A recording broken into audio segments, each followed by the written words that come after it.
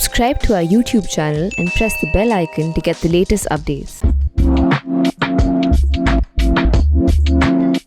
Now, from gold smugglers to anti-CAA NRC protesters and even journalists on their way to cover an alleged gang rape, we've seen the anti-terror law, that is the Unlawful Activities Prevention Act, being invoked for too many different kinds of actions over the past few years.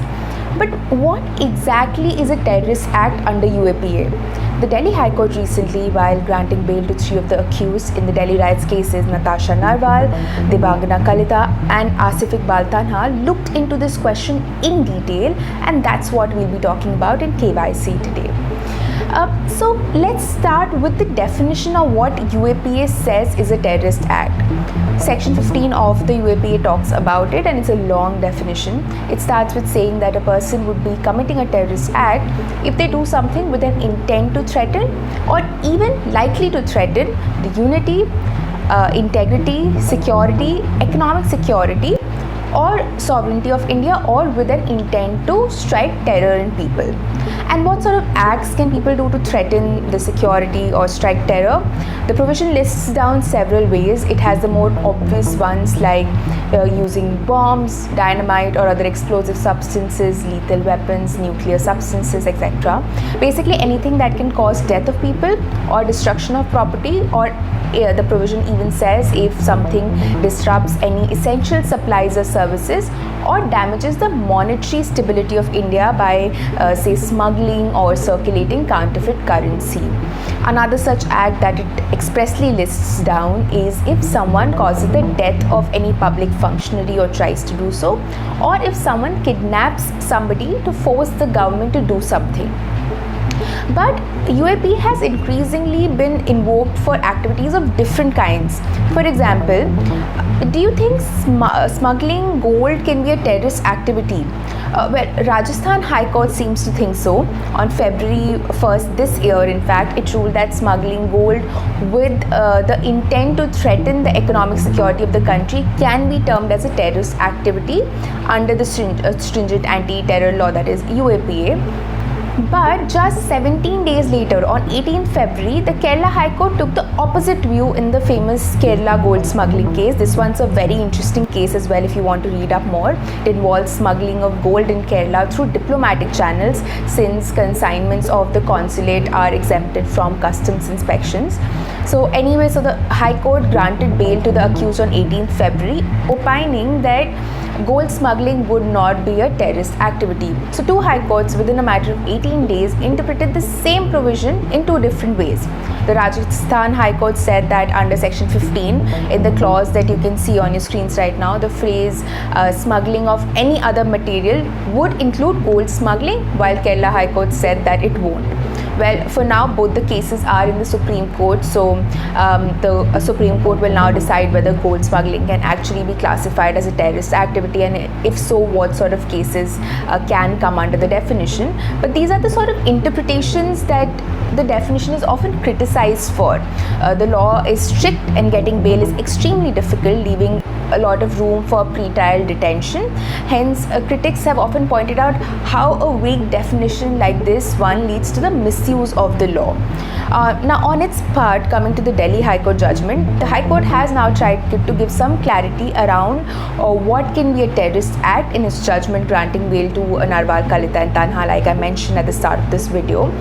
It did not mince words at all and said that firstly, the definition of terrorist act under section 15 is, and I quote the High Court, is wide and even somewhat vague.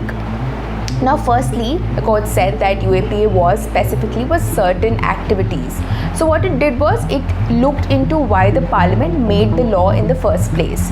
Now, we've discussed the 7th schedule of the constitution before. Here's where the constitution comes into the picture, and how the 7th schedule sort of bifurcates the lawmaking power between the center and the states through the 3 lists: the central list, state list and the concurrent list. The parliament has exclusive powers to make laws on the subjects in the union list, while the state governments can make laws on the subjects in the state list. Now, UAPA was passed by the parliament, not by any state.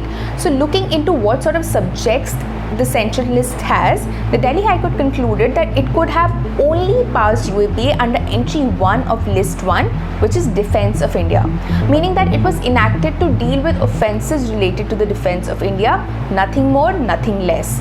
No matter how grave the offence is, this is what the High Court said. And that's how the Delhi High Court has now emphasized on how, and this is important, on how ordinary or usual offences cannot be called a terrorist act. Basically, the High Court said that criminal acts or omissions that fall squarely within the definition of conventional or usual offences that have been defined under the Indian Penal Code and other laws, those sort of offences cannot come under the definition of terrorist act. This is because it noted that UAPA was particularly for offences relating to defence of India, as I've explained before. This is significant. The court also clarified another thing. It looked into the right to protest. Now, Article 19(1)(b) of the Constitution guarantees the right to assemble peacefully and without arms. This is of course subject to Article 19(3), which allows laws restricting this particular right in the interest of sovereignty and integrity of India or public order. So we know that despite having this right, the magistrate can still impose Section 144 of CRPC, as we often talk about, restraining people from assembling in any area, and that's done quite often. So the Delhi High Court now said that making inflammatory speeches, organizing chakka jams, and such other actions that the accused were accused of doing are not uncommon when there is widespread opposition to the government or parliamentary actions. This is what the High Court said.